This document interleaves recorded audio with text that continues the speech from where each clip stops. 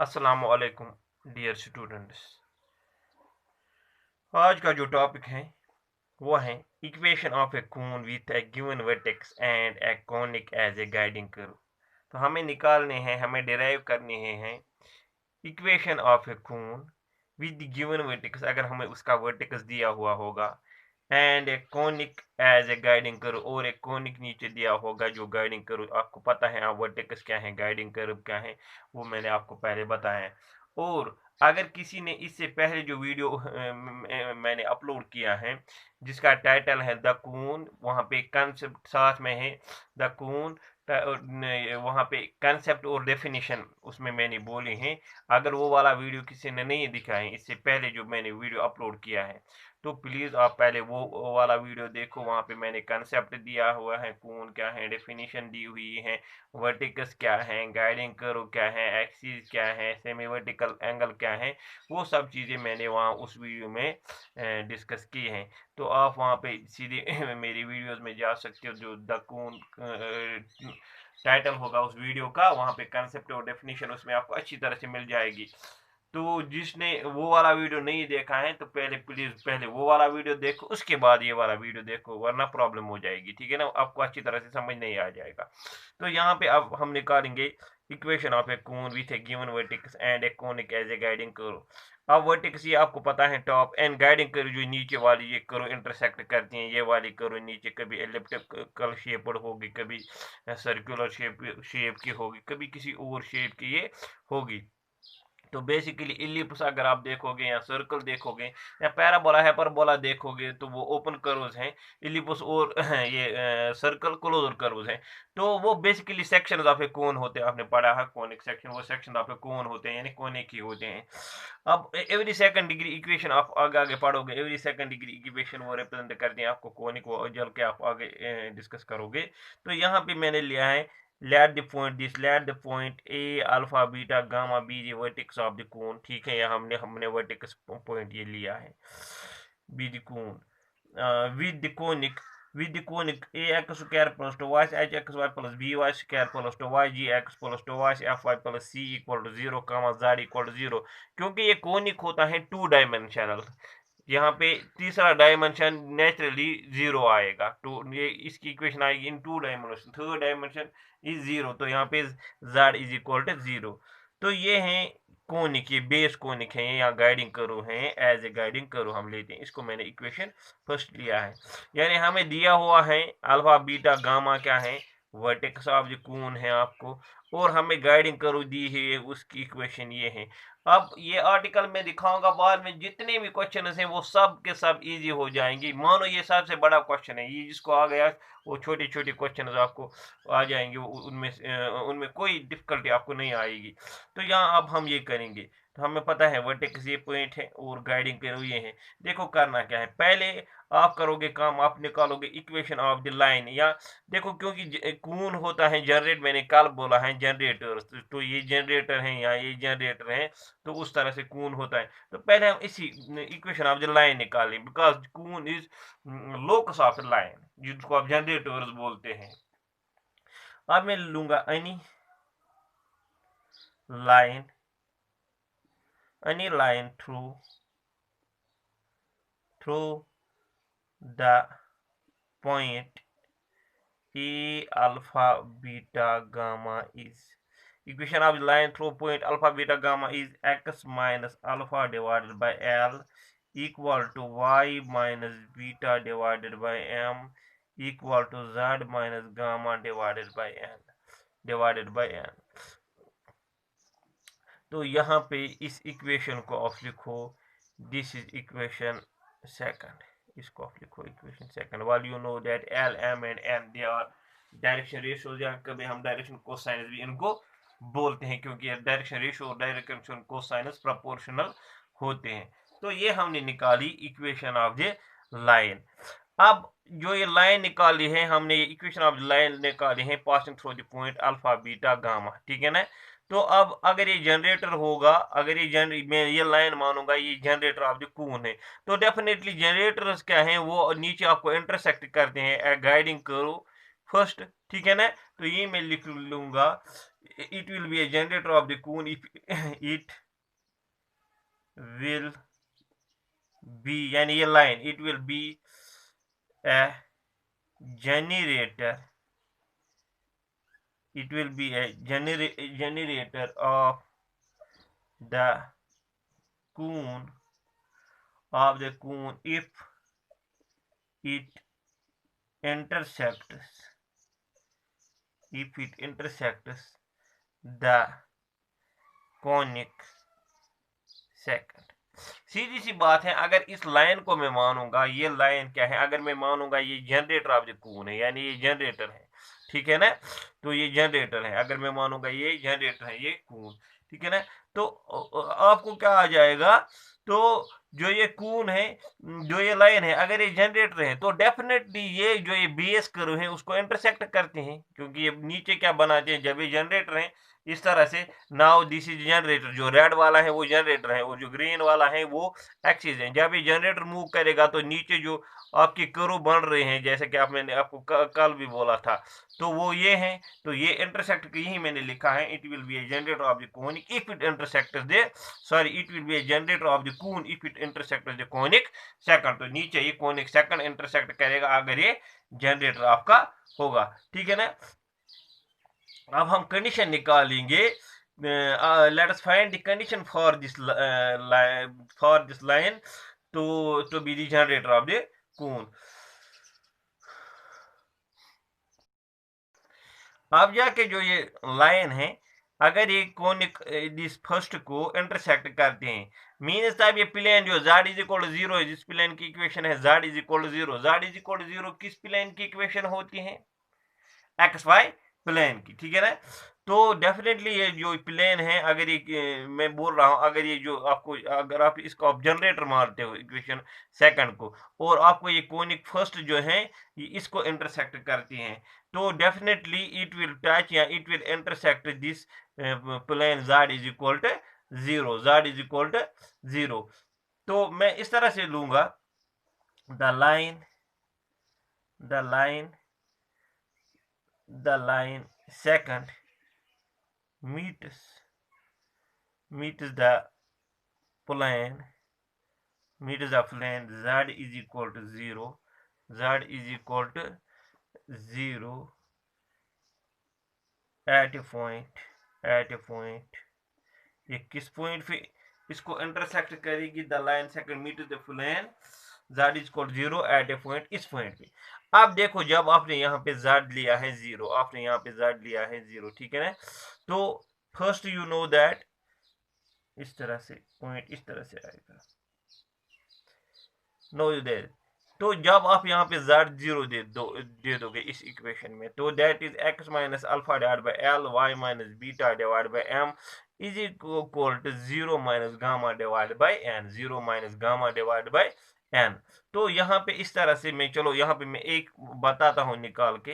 तो जब आपने, अब यहाँ पे आपने z क्या लिया है, आपने लिया the line second meet the plane z is equal to 0 at a point. जब आप यहाँ पे z पहले 0 दे दोगे, तो यहाँ पे आएगा आपको पहले x minus alpha divide by L is equal to, ये वाला पहला छोड़ो, इज इक्वल टू यहाँ पे z का आपने वैल्यू क्या दिया 0, 0 minus gamma divided by n।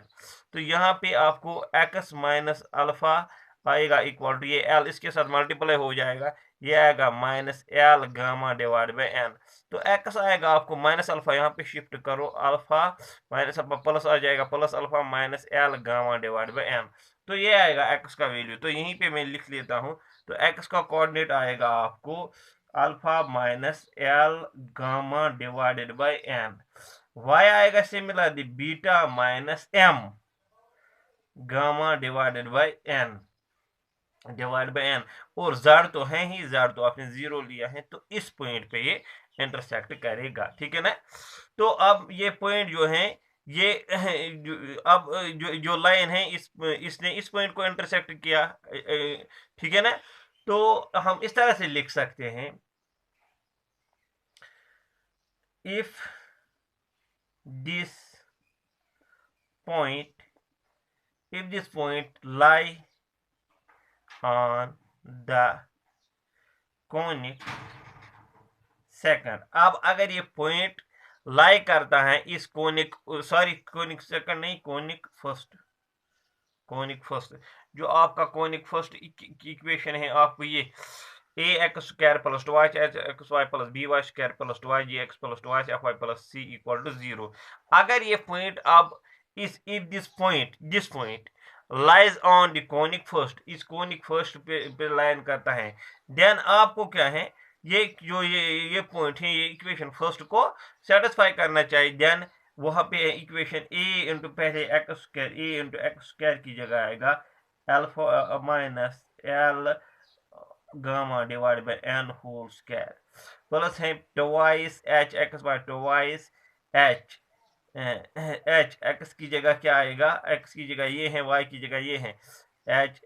Alpha minus L gamma divided by N into beta minus M gamma divided by N, twice H X Y, X की जगह ये, वाई की जगह ये, ठीक है ना,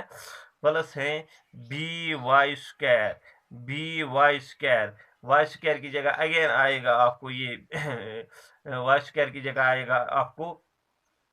दिस बीटा माइनस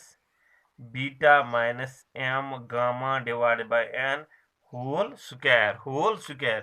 फिर क्या है, फिर है प्लस टू वाई जी एक्स प्लस टू वाई जी एक्स की जगह फिर alpha minus L gamma divided by N plus two Y ji x plus two Y F Y two Y F Y, Y की जगह फिर से beta minus M gamma divided by beta minus M gamma divided by N twice F Y plus C equal to 0, तो इसको मैं लिख सकता हूं इक्वेशन थर्ड। अब मानो जो ये इक्वेशन थर्ड है आपको ये वाली, ये कंडीशन है, ये है condition condition of the conic first to be the guiding curve of the cone, तो मैं इस तरह से लिख सकता हूं, मैं लिख सकता हूं this equation third is the condition for the line second to intersect the given conic, ये मैं लिख सकता हूं, इस तरह से मैं लिख सकता हूं ये। तो जो आपने कंडीशन थर्ड निकाली वो तो मैंने इरेज किया है,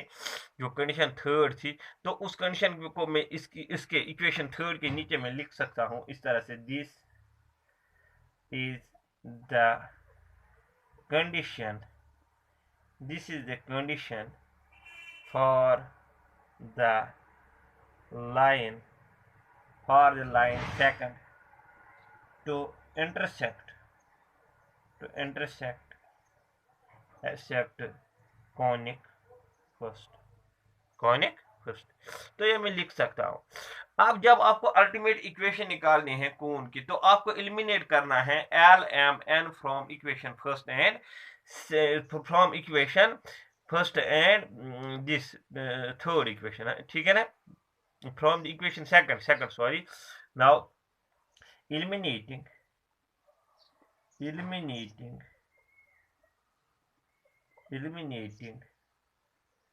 L, M, N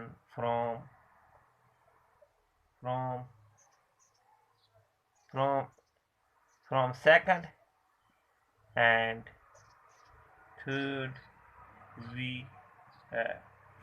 देखो या तो मैंने रब क्या है, इक्वेशन सेकंड क्या है आपको, इक्वेशन सेकंड है आपको equation of the line x minus alpha divided by l, y minus beta divided by m, z minus gamma divided by n. Equation third आपको पता है वो है आपको वो a into alpha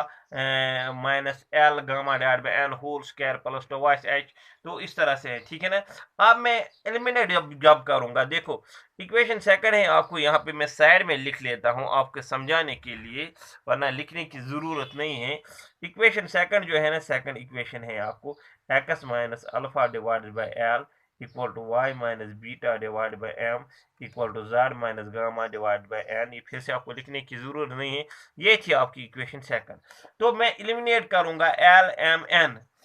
L M N from equation second and third आपको पता है वो बड़ी इक्वेशन है। तो बेसिकली मैं क्या करूंगा, मैं जो ये एल यहाँ पे देखो एक्स माइनस अल्फा का वैल्यू में एल ले सकता हूँ और एल का वैल्यू में एक्स माइनस अल्फा ले सकता हूँ। इसी तरह से वाई माइनस बीटा का मैं वैल्यू एम ले सकता हूँ, एम का मैं वैल्यू कभी वाई माइनस बीटा ले सकता हूँ। इसी तरह से जेड माइनस गामा में एन के बराबर ले सकता हूँ और एन का वैल्यू में जेड माइनस गामा ले सकता हूँ। तो मैं जब मुझे एल एल एम और एन एलिमिनेट करने हैं तो मैं यूज करूंगा values of L.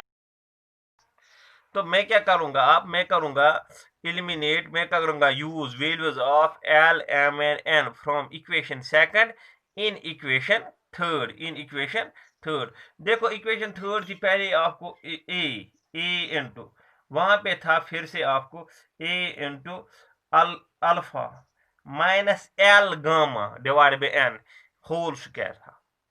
A into alpha a into alpha minus L gamma divide by N whole square था ना। तो वहां पे मैं क्या करूंगा, ए इंटू देखो एल का वैल्यू क्या है, एल का वैल्यू है एक्स माइनस अल्फा, तो यहाँ पे मैं लूंगा ए इंटू एल का। तो पहले चलो मैं वो इक्वेशन पहले लिख लेता हूँ ताकि आपको अच्छी तरह से समझ आ जाए। चलो अब यहाँ पे मैंने लिखा है इक्वेशन थर्ड भी कंप्लीट लिखे हैं ताकि आपको अच्छी तरह से समझ आ जाए, आपको कंफ्यूजन ना हो जाए। तो हमें यूज करेंगे, हमें एलिमिनेट करना है L M N from equation second and third, यानी हम यूज करेंगे values of L M N from equation second in equation third. तो देखो क्या होगा हमें, तो ए इंटू इस तरह से ए इंटू यहाँ आपको पता है यहाँ पे है आपको अल्फा, पहले alpha as it is minus this L, L का वैल्यू क्या है यहाँ पे X minus alpha, X minus alpha. तो एल का वैल्यू है एक्स माइनस अल्फा, तो X minus alpha divided by N, N का वैल्यू क्या है Z minus gamma, Z minus gamma into क्या है ये इसको और गामा है यहाँ पे गामा लिखो, ठीक है ना, होल स्क्वायर पहला ये वाला आएगा प्लस टवाइस एच फिर यहाँ पे अल्फा माइनस फिर से है एल, एल क्या है आपको, एल का value X minus alpha divide by N, N का वैल्यू फिर से है Z minus gamma N two है यहाँ पे आपका गामा, तो यहीं पे रखो Z minus gamma N two ये है twice this H into this, फिर है बीटा, वो यहाँ पे मैं लिख लेता हूँ ये है इंटू इंटू यहाँ पे this beta minus M, M का वैल्यू क्या है Y minus beta divided by N, N है फिर है जेड माइनस गामा। तो ये इनको एक ही ब्रैकेट में लिख सकता हूँ, एन टू यहाँ पे भी है गामा, ठीक है ना। फिर बी और ये b beta minus M, m है फिर से आपको y minus beta divide by N, N है Z minus gamma N to फिर है यहाँ पे gamma whole square plus twice g, तो यहाँ पे मैं लिख लेता हूँ प्लस टवाइस जी और यहाँ पे आपको अल्फा माइनस फिर से एल, एल है X minus alpha divided by N, N का वैल्यू है जेड माइनस गामा, वो आपने देखा है एन टू है यहाँ पे गामा फिर है plus twice f into beta minus M, M का वैल्यू फिर से y minus beta divided by N, N का value z minus gamma into gamma plus c is equal to 0,